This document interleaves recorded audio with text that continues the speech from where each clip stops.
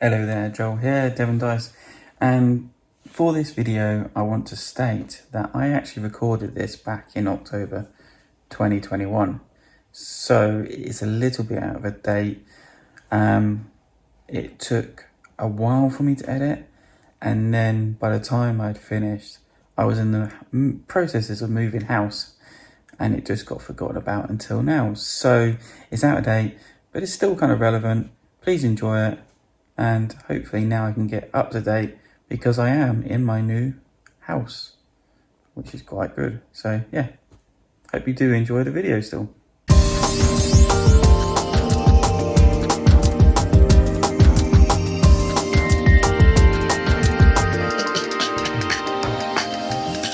Hello there everyone, Joel Wright here from Devon Dice Videos, Podcast, Media. I am bringing you another video, and this is a top 10 video. This is going to be a top 10 video of games that I have sold and kept in the last few weeks. Like a keep and cull kind of video, but I was just trying to keep the name different. If I haven't mentioned before, I am moving house, and even though I'm moving to a bigger house, I haven't got the same space I have for my games collection. So I've had to make some difficult decisions of what games to keep and what games should go to a better home. And the decision's been very, very difficult in some cases. And that's why I'm going to do a video. And I have sold a lot of games, so I'm not going to go through every game I've sold because there's been some rubbish ones. Just had to go, really. I mean, yeah, not every game is great. And not every game pleases your needs or satisfies your situation. So, yeah. But I am going to go through the games that have gone that are dear to my heart. The ones that stayed are very lucky, but that's not to say that in a future video you might see them pop up on the sold list. So I am actually going through another set of my games now. I'm trying to figure out which ones can stay and which ones really must go. So number 5, and this is going to be a top 5 sold games and top 5 kept games. So it's not going to be that long. Number 5 on the sold list, Red Rising. And this is the collector's edition. So actually I was quite excited when this came out because I had listened to the books. I do Audible, I don't read. And the story's quite good. I really like the story. Very different, very unique. And when Stonemaier released the game, I jumped on the bandwagon for the collector's edition. Was actually quite a very good price at the time from him, and got it. I played it a few times. There's a key factor to this, and this is like my newest game that's been sold. There's a key factor why it was sold, and it's because, well, there's actually 2. One was, if you don't know the story, it means nothing to players. It's really a lost theme on why things are happening now. And it's usually the cards are based on each other, and how they score at the end of the game is what you've got in your hand, kind of thing. If you have this person, you score extra points. If you have this person, you might lose points.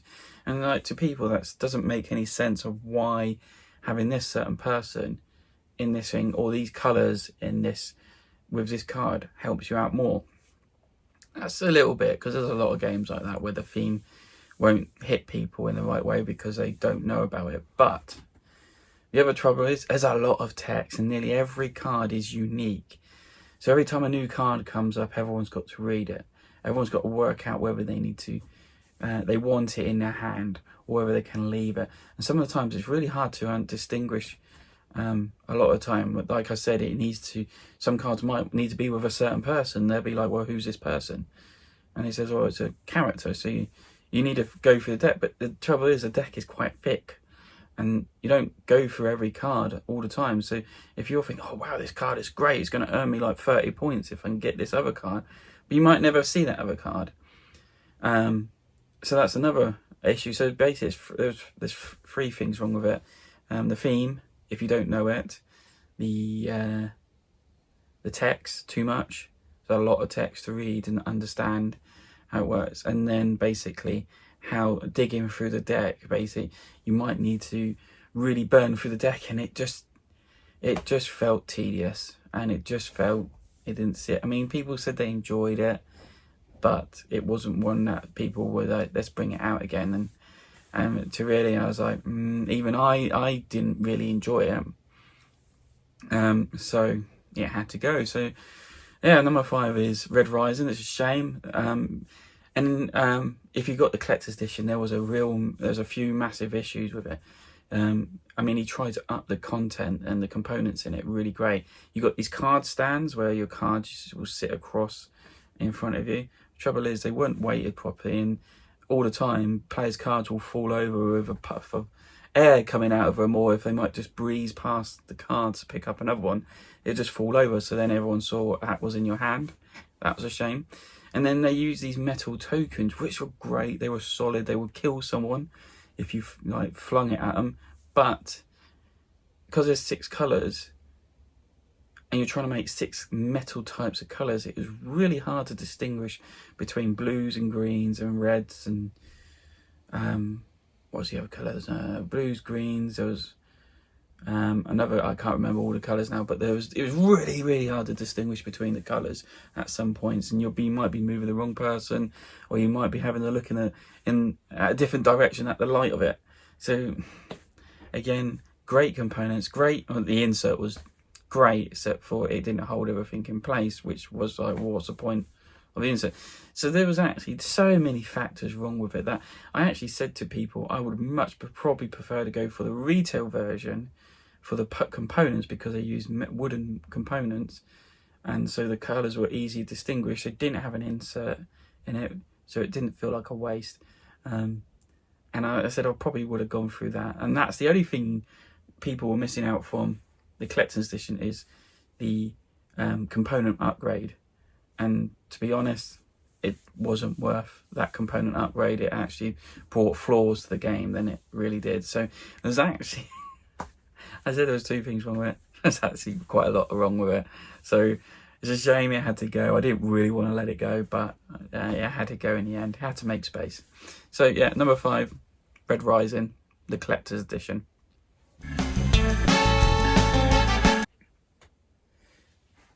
Number 5 on my keep list. Okay, this is a game, Dinosaur Island. Now it's number 5 because it might be the first one to make it onto the sold list next time. Now, I've got it here. This is a massive box. It's heavy. It is thick, full of stuff.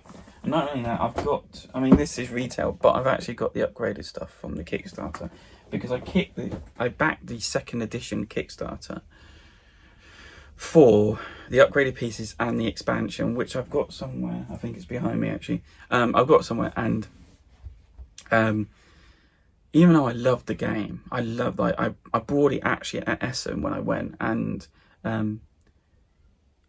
I really enjoyed it, and that's why I backed the 2nd Kickstarter to get the upgraded stuff and things like that. But since then, I've got the Kickstarter. I've not played it, and I don't really want to play it for some reason, and maybe because Dinogenics is possibly a better game to it. So even though I've got it, and I've got the folded space inserts for it. I've got 2 of them, so I've got enough to do both boxes. I haven't even bothered to do that. So even though it has passed the mark now, I think it's probably a bit of an oversight. It got packed away when we were like looking to sell. It got packed away with the games that I wanted to store and not sell, and that went into the store not sell pile. But now I've got it back, and now I think about it, maybe it is time to move it on. So even though it's in my keep, it most likely be on my sold list next time. Number 4, my sold collection, and it is a shame, and we are getting really down to like it hurts moment, is Tales of Arabian Nights. Now I had this right from the beginning. I started in this hobby industry, and it's a fabulous story game with some random perks, or twerks I should say. It is literally, it could be the randomest thing, but we had so much fun with it. Like, we used to have friends round before they had kids and things like that, and we used to have evenings of playing this, and it felt like we were almost doing a role-playing game, but it was just random, and you could at points pick what the other characters did depending on like their situation. And we were in hysterics. It was great fun. And I kind of kept it because I thought maybe this might come out with a family and they might enjoy it. And they've never bothered. My kids are not really into games. So, but there was also another reason why I thought there's a third edition coming out. So hopefully maybe they might sort out some of the issues with this edition. And I kind of believe this is the last time they're going to print it. So I thought I'd get it sold off quickly. And then I might consider the third edition, but I don't know yet. There's other better story games out there, like Above and Below. That's one I kept, and will probably always keep. I love Above and Below. For it, again, it's random kind of story arcs in it, but then it's also a good Euro worker placement game. So it got pushed out by another game, really. So it's a shame. But there we go. So that was number 4 on my list. Number 4 on my list was Tales of Arabian Nights. Number 4 on my keep list is Western Trail. Now I know this is the expansion box anti-out, but the main box is in one of these containers behind me. There's about 4 containers behind me with games in, and it's in there somewhere. So I do need to go through those and find other games that might go onto my sold list. So Western Trails, I actually did try and sell this a few months ago because it's such a great big game. I just don't know what to do with it now, and it takes so long to play. But then I had second thoughts and it came off. Well, actually, mainly I didn't get the price I wanted for it. And then the third and last Kickstarter came out where they were offering up backer return, because there's a lot of issues with like the first Kickstarter, the second Kickstarter, where the card backs didn't match. Things were not adding up. There's tokens that weren't printed correctly, or like the color choices were very, very weird. Yeah, color choices very weird and didn't really help trying to read the text. So it came off because new Kickstarter came out. They were going to send backers like 10 quid, I think it was going to, and they were going to send you replacement stuff to hopefully sort it out. And there was a better rule book out there, because the rule book was so convoluted. Like there was mistakes. There was like they just tell you one thing and then the next thing it was different, and it was just like, geez, who proofreads all this? So yeah, so I pulled it off and I backed the Kickstarter. I'm still waiting. It should be here now. I've forgotten about it. Then they said a message saying it's all coming out. I was like, hold on a minute. But I haven't even had mine. Yeah. So I'm hoping it will arrive before I move, because then I'll have to try and move my address. But anyway, so it stayed on my list because I'm getting a new Kickstarter. There was another expansion for it that was coming that adds more stuff to it, unfortunately. So I did get that as well. I will hopefully get to play it with everything and see how it goes with that. And then again, that might be another one that might be put on my sold list. But I don't reckon I'll get the money back for it at the end of the day, which is a shame. But anyway, number 4 on my keep list is Western Legends and all the expansions. Anyway. Number 3 on my sold list. Kind of hurts, kind of doesn't. Discworld, Discworld Ankh-Morpork.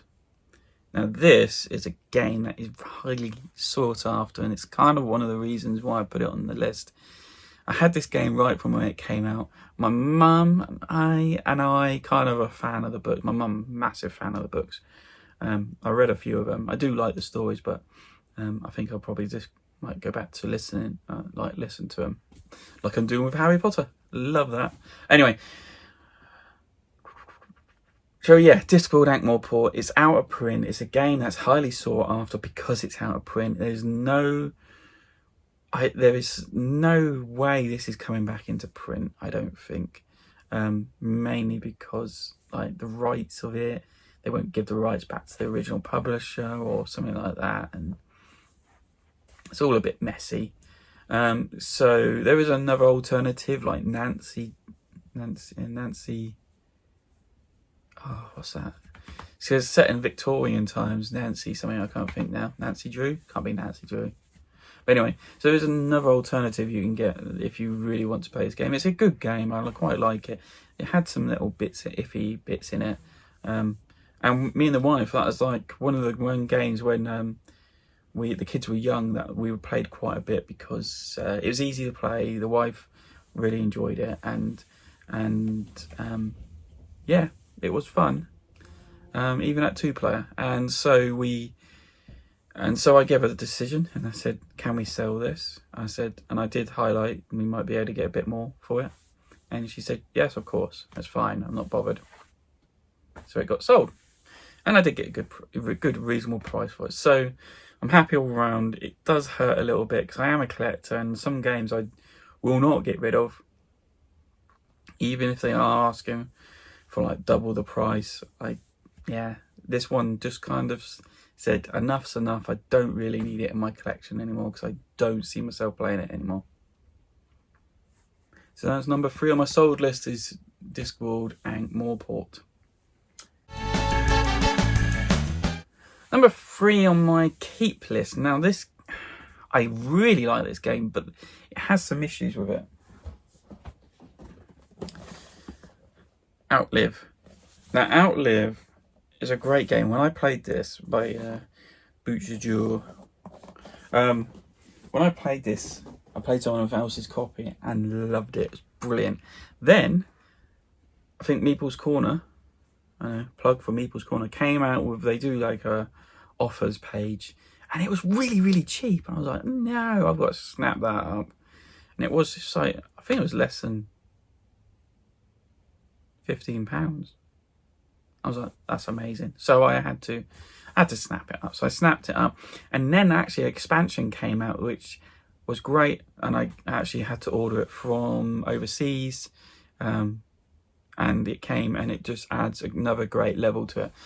And I really like it. It's this kind of worker movement game. It's not placement. You got your tribes, and they got different strengths, and there's a map, and you don't take them off. They actually have to move around the board, and when they move to a new location, then they can do what in that location they want. There's a little bit of kind of conflict, but it's not like strong conflict. It's basically whoever's the strongest stays there or does something. I can't remember now. Takes something from them. So it's a bit weird like that. So, and it's great because it's post-apocalyptic, but it's not zombies. It's basically nuclear war, and there's these people trying to survive. Is it a nuclear war? Yeah, I think it's nuclear war, and they're trying to survive, just like scavenge for stuff and get resources in and build their underground shelter, and just basically live it out. I mean, there is kind of like events where like dogs will attack and things like that, but it's just great. The only issue with it, I don't think I will get rid of this, the only issue with it is it seems to take forever to play. I mean, me and the wife sat down one evening just after tea and playing it 2-player because she really enjoys it too, and by the time we knew it was already gone 10 o'clock, and she was like, I can't do any more, I need to get to bed. And I think we were possibly getting to the second to last round, but it's just weird how long it takes. It shouldn't take that long, I don't think, but it does, which is a shame, because I think that's why it doesn't come out as much as it needs to. So it's a shame, but anyway, it will stay. I don't see me getting rid of it, and I've got some nice little bits to it. So. And it's not even a Kickstarter. Well, as I said, I got it from Meeples Corner. I don't even feel like I need the like Kickstarter stuff, little tiny miniature cans and things like that. I'm quite happy with the tokens. So yes, on my keep list at number 3 was Outlive. Number 2 on my sold list is Kamek. Really, really hurts now. It's really, really like into my heart. Kamek is another game I had from the beginning of my hobby and my going into this hobby, and it's one of those games that I heard about, weren't sure about. I watched a couple of reviews and I watched one type of review and I was like, oh my goodness, I have to have this. So I got it. I love it. I took it everywhere with me. We were playing it, and then yeah, people loved it. It's great little mechanics going on it. This great, it feels really balanced in places and really fine tuned. I got lots. I got a lot of the expansions. I don't think I got the very last expansion for it, mainly because at that point I'd stopped playing it, so I didn't feel like I needed to get the other expansion. I think the first expansion, Talsetti, I think it is, added a little bit too much to it. But then I got lots of promos and I printed out lots of reference sheets and things like that, and it's great. And so it was a lot in the box, and it actually went to one of my friends I used to play it with up in Exeter, who's now lives up in Lancashire, I think. So as soon as he saw me post it up on the Facebook group, he instantly says, can't let you sell that to anyone else. So yeah, he's now got it, which I'm really happy about in one way, that he's actually got it, and hopefully he will play it on further. So yeah, hope you enjoy it if you're watching. So yeah, number 2 is Kamek and lots of expansions.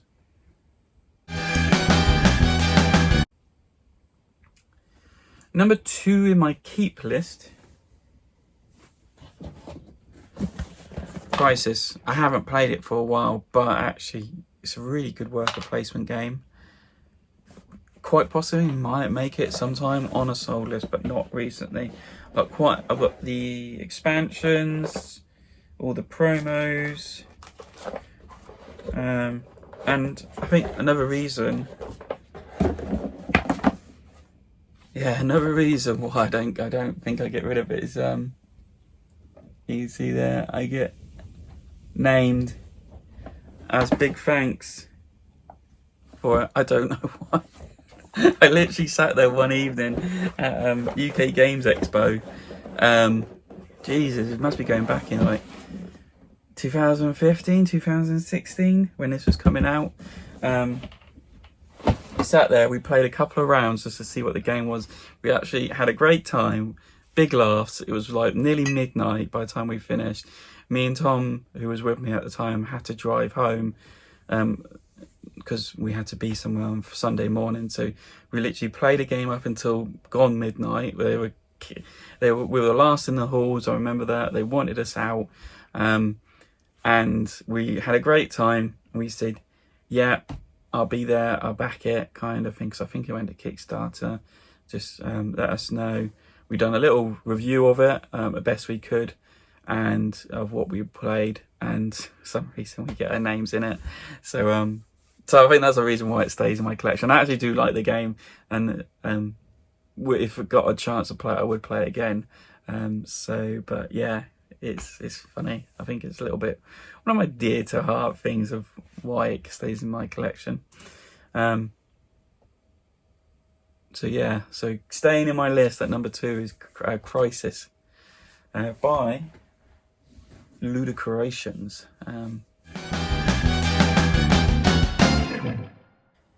Number 1 on my sold list, and you thought Kamek hurt me. This hurts me even more because this is one of my favourite deck builders. It is really different and unique. I am literally gutted it's sold. Kind of regretting it, possibly, but I hadn't played it for a while. And it's Super Motherlode. Now this is a unique deck building game where you kind of had your own deck of cards in front of you, your own like 3 or 4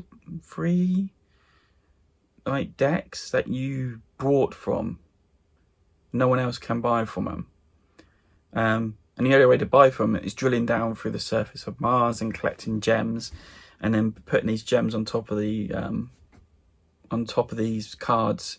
To once you reach enough of those, then you can add it into your hand. It's really unique. Not seen it ever before. Don't know if I see it again. One of those games I took everywhere again. We played lots in. Mrs. enjoyed playing it. But again, it's one of those games and now was just collecting dust because there's better.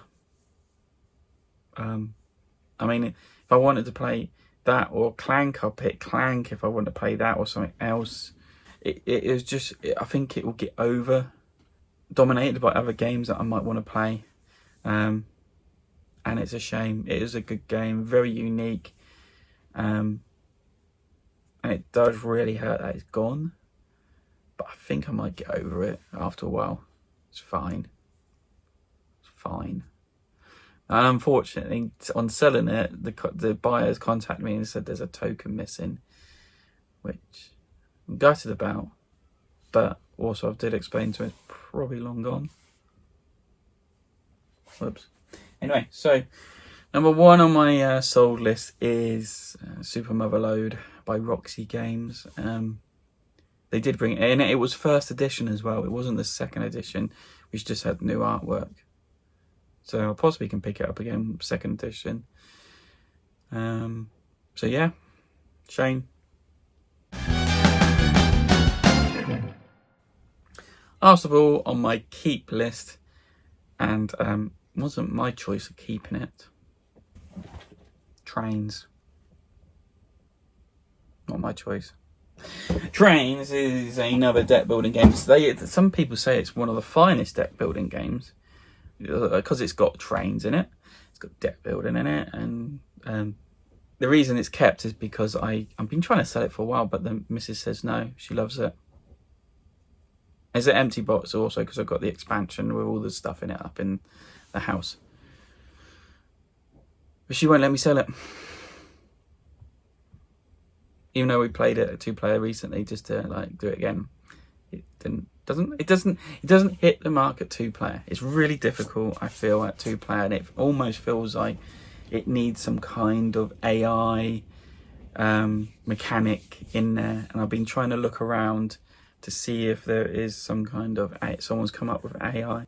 I've been trying to look around to see if there's some kind of AI that someone's developed for it. So there's a third or fourth kind of person putting trains out and getting in the way, because that's the trouble with 2-player, is that there's not enough kind of conflicting, like getting in the way of people. So it's almost like if someone puts a rails down, they have to put a rail down for the third person or something like that, which could then really scupper their movement. Maybe I could come up with something.